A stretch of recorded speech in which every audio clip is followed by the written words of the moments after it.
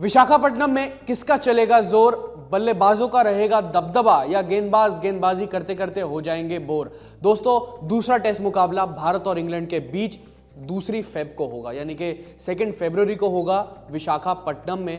और विशाखापट्टनम की पिच क्या कहती है उसके बारे में बात करेंगे कि कैसी रहेगी पिच, किसको मिलेगी ज़्यादा मदद, बल्लेबाजों को ज़्यादा मदद मिलेगी या गेंदबाजों में स्पिनर्स को ज़्यादा मदद मिलेगी, किसका ज़्यादा दबदबा रहेगा और कप्तान जो टॉस जीतेगा उसको क्या करना चाहिए, क्या नहीं करना चाहिए, एवरेज फर्स्ट इनिंग स्कोर क्या है, क्या नहीं है, सबके बारे में दोस्तों चर्चा करेंगे। सबसे पहले पिच की बात करते हैं विशाखापट्टनम की कैसे होने वाली, क्योंकि सबके दिमाग में एक ही सबसे बड़ा सवाल है कि पिच कैसी होगी, क्या रैंक टर्नर होगी तो किसका ज़्यादा दबदबा रहेगा। जैसे कुछ दिन पहले अभी ब्रेंडन मैकेलम ने एक हवा बनाई थी, एक बढ़िया सा मार्केटिंग प्लान सोचा था कि हम तो ऑल स्पिन अटैक के साथ जाएंगे, पांचों के पांचों हम अपने स्पिनर खिला देंगे। उनमें से उनका एक स्पिनर तो जैक लीच तो इंजर्ड है, वो तो खेलेंगे ही नहीं दूसरा टेस्ट मुकाबला।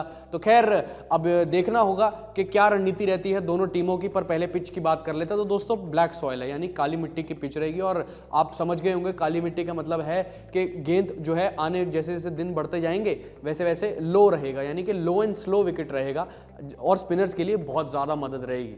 और कहीं ना कहीं साफ तौर पे ये है कि पहले 2 दिन बल्लेबाजी के लिए बहुत अच्छा विकेट रहेगा, गेंद बहुत अच्छे से बल्ले पर आएगा पेसर का। और साथ ही साथ अगर आप बात करें जैसे जैसे दिन आगे बढ़ते जाएंगे, तीसरा दिन, चौथा दिन, 5वां दिन, अगर टेस्ट मैच जाता है 5वें दिन तक तो उम्मीद तो है कि जाएगा। पर लेकिन अगर आप एक चीज़ की तरफ देखें तो स्पिनर्स के लिए तीसरे, चौथे और 5वें दिन इतनी ज़्यादा मदद है इस पिच पर, तो बहुत ज़बरदस्त है। और कहीं ना कहीं जो पिछले कुछ दिनों में रिपोर्ट्स आ रही हैं कि जो पिच है विशाखापट्टनम की उस पर थोड़ी बहुत जो लक्षण दिख रहे हैं वो पहले दिन से स्पिन होने के दिख रहे हैं। तो फिर जो है अगर सामने वाली टीम ज़्यादा स्पिनर खिलाती है यानी कि इंग्लैंड की टीम और मेज़बान टीम यानी भारत अपने ज़बरदस्त स्पिन अटैक के साथ जाती तो दोनों के बीच में स्पिन राइवलरी बहुत ज़बरदस्त देखने को मिलेगी। और इसका साफ तौर पर यह मतलब निकल के आता है कि बल्लेबाजों को बहुत ज़्यादा अच्छे तरीके से बल्लेबाजी करनी पड़ेगी, क्योंकि अगर स्पिनर्स का दबदबा होता है किसी भी ज़्यादा पिच पर और बल्लेबाज के लिए इवन जगह नहीं होती उस पिच पर खड़ा होने की, तो फिर कहीं ना कहीं आईसीसी को रोल में आना पड़ेगा इस पूरी सीरीज के बाद विशाखापट्टनम के बारे में एक रिव्यू देने के लिए। खैर वो तो अलग बात है, पर लेकिन अगर आप देखें तो बल्लेबाजों के लिए मुश्किल भी उतनी ज़्यादा पैदा होती जाएगी जैसे जैसे तीसरा, चौथा दिन और 5वां दिन आएगा। तो अगर स्पिनर्स रोल में आने लगे इस पिच पर तो खैर स्पिनर्स के लिए काफ़ी रूम है विशाखापट्टनम में। और साथ ही साथ मैं आपको कुछ मुकाबले यहाँ पर जो हुए पहले याद दिला दूँ। एक तो भारत और इंग्लैंड के बीच 2016 में विशाखापट्टनम में टेस्ट मुकाबला हुआ था, तो टीम इंडिया ने 246 रनों से जीत लिया था। इससे पहले 2019 में भारत और साउथ अफ्रीका के बीच में टेस्ट मुकाबला हुआ था विशाखापट्टनम में, वाइजैग में ही, जो कि भारतीय टीम ने 203 रनों से जीत लिया था। यानी कि पहले बल्लेबाजी करी टीम इंडिया ने। और साफ सी बात है, अगर आप इस पिच को देखें, इस नेचर देखें इस पिच का, पहले 2 दिन बल्लेबाजों के लिए काफ़ी मदद रहती है और टीमें काफ़ी बड़ा स्कोर बना लेती हैं पहले 2 दिनों में।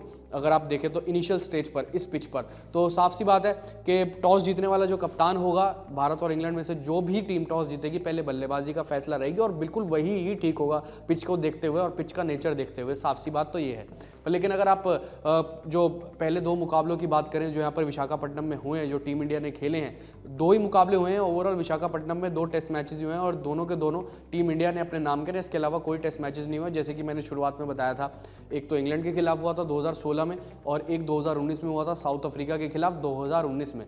दोनों बड़े मार्जिन से जीते थे टीम इंडिया ने। और जैसे जैसे दिन आगे बढ़ते गए थे और 2019 वाला जो टेस्ट मैच था साउथ अफ्रीका के खिलाफ दोस्तों, वो तो 5वें दिन तक गया था और अश्विन ने स्पेशली उस विकेट पर, उस पिच पर 7 विकेटें ली थी। और मैं अगर आपको 2016 में लेकर चलो तो अश्विन ने 5 विकेटें ली थी। और आपको पता ही, समझ गए होंगे आप पूरे तरीके से कि किसका ज़्यादा दबदबा होने वाला है। स्पिनर्स का बहुत ज़्यादा रोल आने वाला है जैसे जैसे दिन बढ़ते जाएंगे इस पिच पर लेकिन अब एवरेज फर्स्ट इनिंग स्कोर की अगर हम बात करें दोस्तों तो 478 है।